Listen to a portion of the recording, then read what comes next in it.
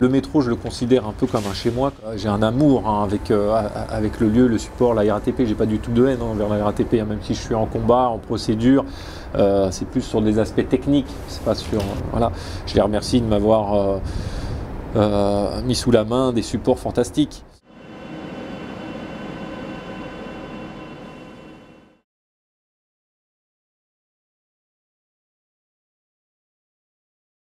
Enfin, pour moi, un métro, à chaque fois, c'est une performance. Comme tu dis, l'aspect physique chez moi est très important. L'aspect interdit, essentiel. Il faut qu'il y ait un enjeu, il faut qu'il y ait un risque. Moi, le risque, pendant 17 ans, il a été exponentiel, dans le sens où je n'ai jamais changé de nom. Donc à chaque fois que j'allais retaguer un métro, j'avais tout le poids de mon histoire qui pouvait, qui venait se décharger, tu vois, en termes d'émotion dans ta main, dans le bras, dans tout le ressenti, sachant que tu pouvais, entre guillemets, payer sur tout ce que tu as fait. Et l'avantage du métro, c'est qu'il est tellement riche et tellement vaste dans le domaine, c'est que tu peux trouver, c'est infini. Alors déjà, entre trouver chaque piste, chaque rame, chaque ligne, chaque lieu, chaque dépôt, ça t'amène à avoir une réflexion pour trouver l'endroit, la lumière et le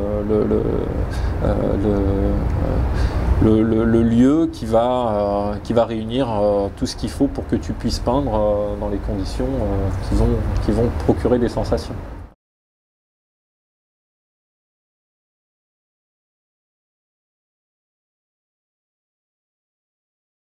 Le graffiti, c'est l'art de l'éphémère. Donc on accepte que le graffiti est une naissance, une vie et puis une mort. Sauf que ce qu'on essaye de faire, c'est de prolonger au maximum la vie de notre tag, voilà, de nos peintures. Mais moi, il n'y avait pas que ça. Il y avait un côté aussi complètement passionnel du lieu, du métro, de l'ambiance. Je te prends un exemple. Je faisais halluciner les policiers qui étaient en plan, qui me suivaient, enfin qui nous suivaient à l'époque. Et j'étais dans une zone, c'est dans une boucle, sur la ligne 2, une boucle assez sécurisée, c'est la boucle de Nation. J'avais préparé un endroit à peindre, j'avais mon métro qui était prêt, où tout avait été rodé, tout avait été préparé, mais quand je faisais de la mise en place, il était trop sombre. Donc ce jour-là, on ne sait pas, hein, mais donc, bon, on était surveillés en tout cas. Et finalement, j'ai été chercher dans un autre tunnel, dans un tunnel annexe, j'ai été décrocher 2 néons. Ça m'a pris une partie de la soirée. Et j'ai été faire la mise en place de la lumière dans le lieu où j'allais peindre la rame de métro, pour équilibrer justement cette ambiance lumineuse et avoir quelque chose de cohérent.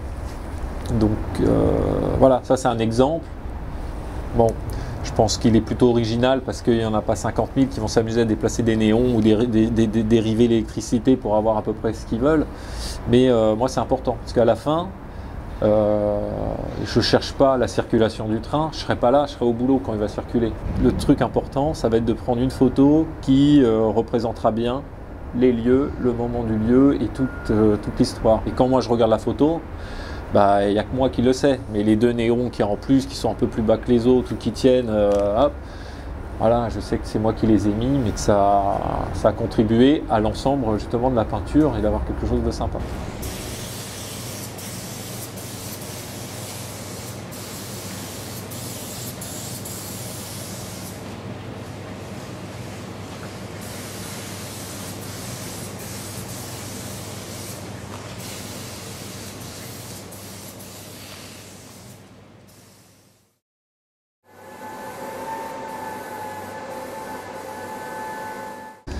Au départ, le monde du graffiti, c'est très fermé, c'est un petit milieu fermé.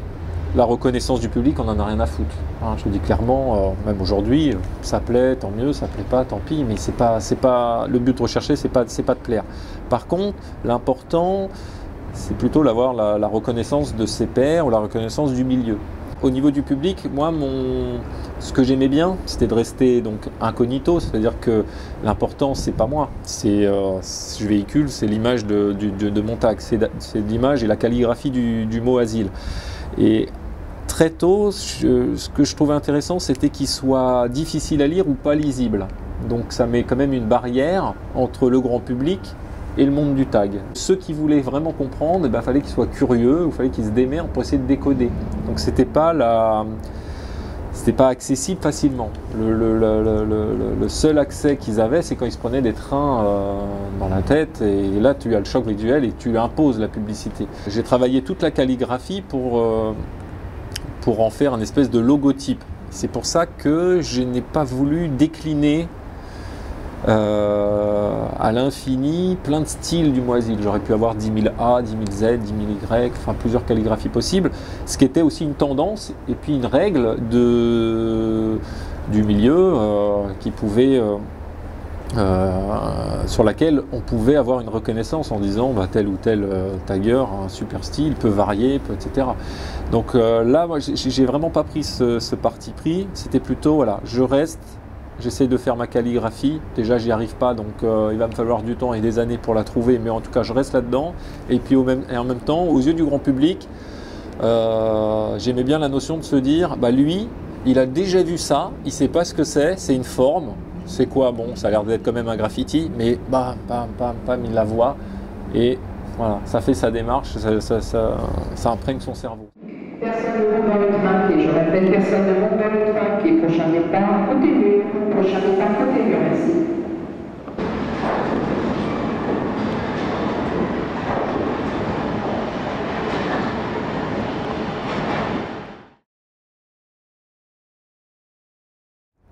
Donc l'aspect sécuritaire, c'est un peu un faux problème parce que le métro est tellement vaste, n'importe quel lieu et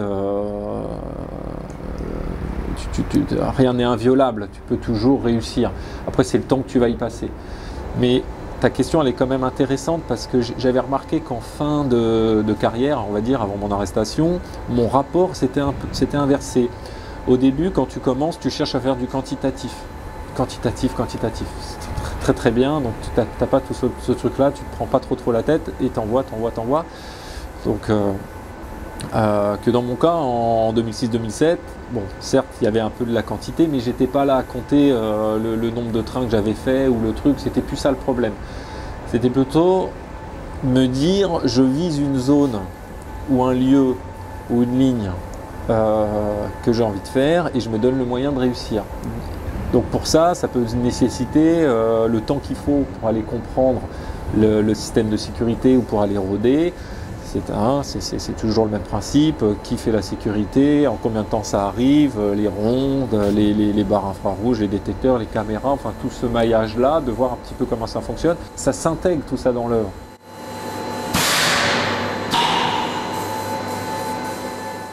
Moi, j'ai pas de revendication, ma peinture n'a pas forcément un sens. Je ne cherche pas à tout. J'ai essayé pendant une période de ma vie d'essayer de tout comprendre. Le pourquoi du comment pour peut-être expliquer ma démarche, tout ça. Je pense que à la fin de tout ça, il y a des questions qui restent en suspens et au final, voilà, est-ce que c'est vraiment important de donner un sens à chaque truc que l'on fait? Je ne sais pas. Une chose est sûre, c'est que ce que je trouve beau dans ma démarche, c'est qu'elle est non lucrative et elle est gratuite. Voilà, et au contraire, elle est plutôt même, elle va me coûter cher.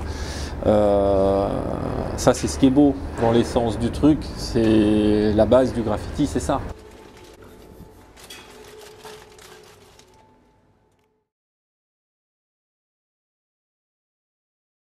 Moi, je ne me considère pas comme un artiste et je ne veux pas revendiquer ça parce que c'est pas ma position ou parce que tout simplement intérieurement, je le ressens pas comme ça. Ça n'a pas une importance pour moi. Enfin, le regard que d'autres peuvent porter sur c'est de l'art, c'est pas de l'art. Là, on rentre dans d'autres débats qui m'amusent, hein, qui sont très rigolos, mais c'est pas ce qui va m'empêcher de vivre. Voilà, si tu veux, moi, le truc au départ, il naît, c'est assez pulsionnel, c'est assez intérieur. Après, moi, j'ai pas le recul pour me poser ce genre de questions.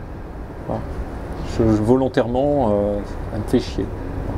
Les seules expériences avec l'art que j'ai eues ont eu une influence sur mon travail et c'était plutôt le côté impressionniste. Dans la composition de tableaux et dans la couleur et dans surtout le rapport de près et de loin. Moi j'aime bien regarder mes peintures, même à la loupe, même au microscope, et de voir justement ces interpénétrations de peinture, cette migration, ces pigments, ces choses-là, et puis après prendre du recul. Alors le départ classique, le tagueur choisit son nom et puis va et puis il va faire des pauses un peu partout. Moi j'arrive, ça me tombe sur la gueule, hein, j'ai 14-15 ans, il y a le graffiti qui explose complètement à Paris et dans le métro.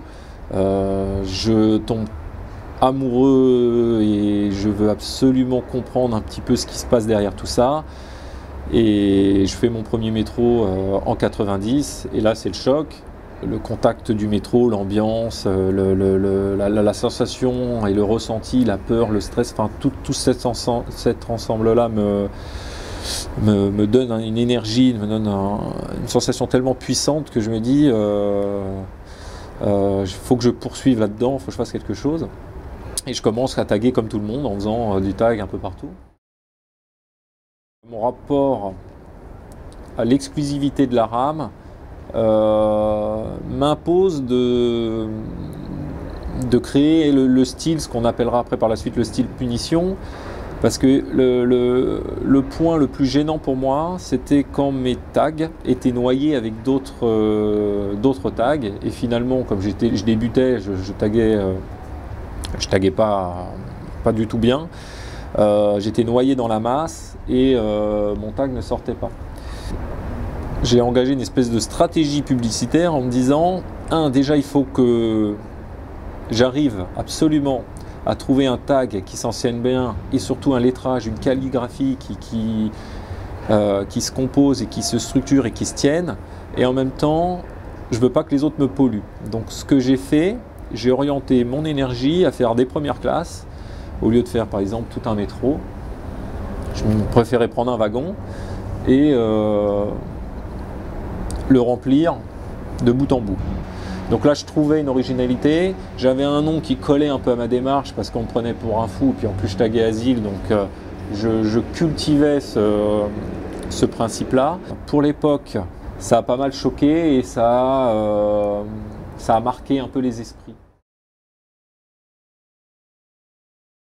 Précision, mais dans les années 90, les métros n'étaient pas plastifiés, donc l'encre qu'on utilisait faisait des spectres parce que la RATP n'arrivait pas à nettoyer.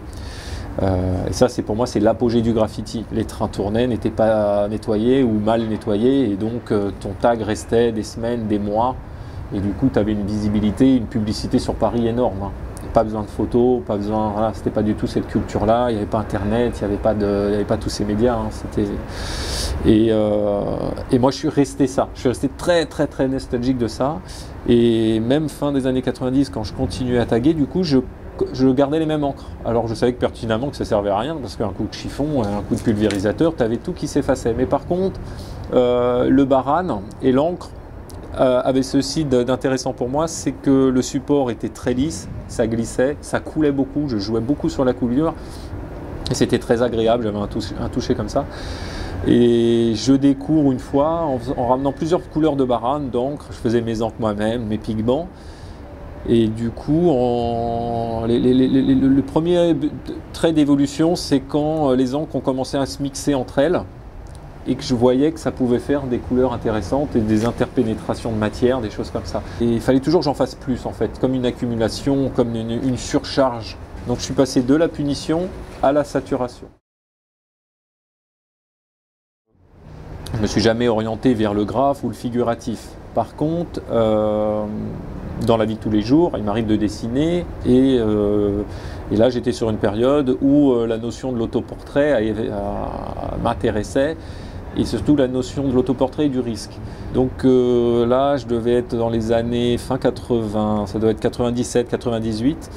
Et je m'étais dit, bon, c'était un peu c'est le jeu du chat et la souris, hein. Ça reste très ludique, hein, le graffiti, même par rapport à la police, par rapport à tout ça. Et là, j'avais fait quelque chose un peu dans cette démarche-là, en faisant mon autoportrait sur le métro. C'est-à-dire, en gros, je leur donnais des pistes.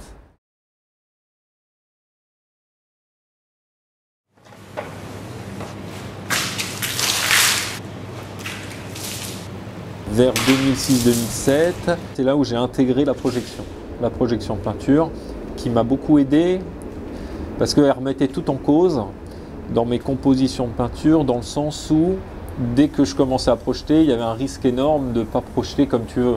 Une projection ratée peut tout te faire casser, quoi.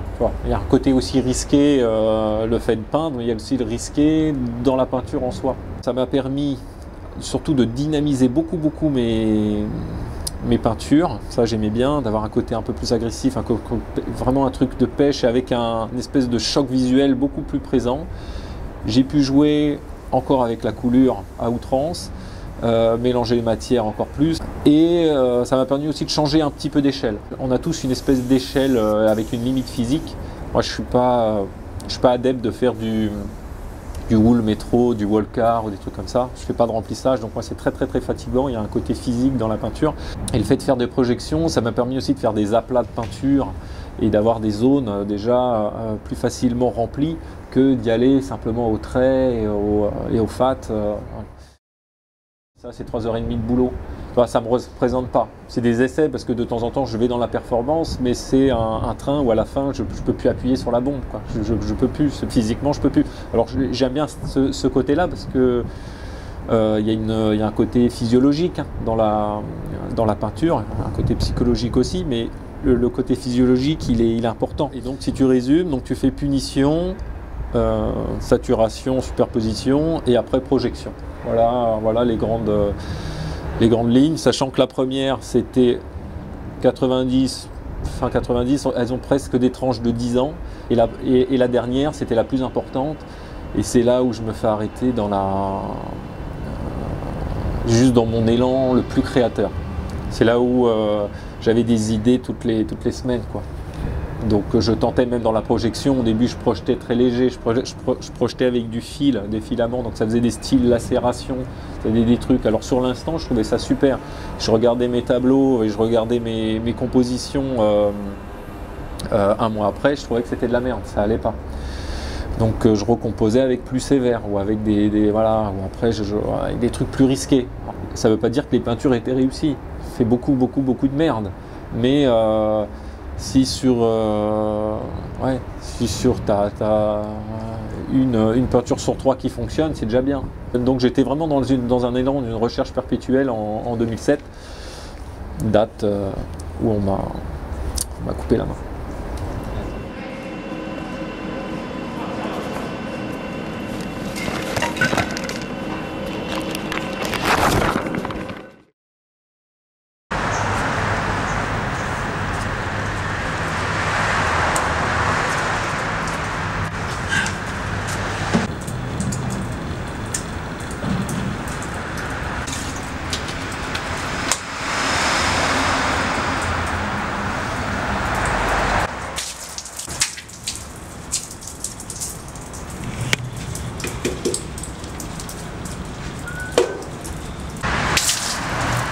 Pour le métro, jusqu'en 2007, c'est que du test réel en direct. Il n'y a pas de truc préparatoire. Voilà. Ça, c'est venu par la suite quand j'ai arrêté le métro et que j'ai voulu voir ce que ça pouvait donner de changer de support. Parce qu'il y a quand même d'autres supports qui peuvent être intéressants, mais la réflexion n'est plus la même. Le brouillard, il reste dans la peinture. Là, tu crées le négatif. Tu voudrais réussir à le faire, tu n'y arriverais même pas. Sans adrénaline, la peinture n'a plus de sens, quoi. C'est que t'enlèves, en tout cas, t'en enlèves une grosse partie. Après, peindre reste toujours un plaisir, mais c'est plus le même. Et quand tu as connu une espèce de satori, d'apogée comme ça dans la création et dans le métro, tout le reste devient compliqué et voilà. Donc pour moi le reste c'est de la survie. Ça me permet de parce que j'ai quand même un plaisir, de toucher la peinture, de construire, de composer. Mais on est plus dans le même registre. Alors voilà, j'évolue vers autre chose.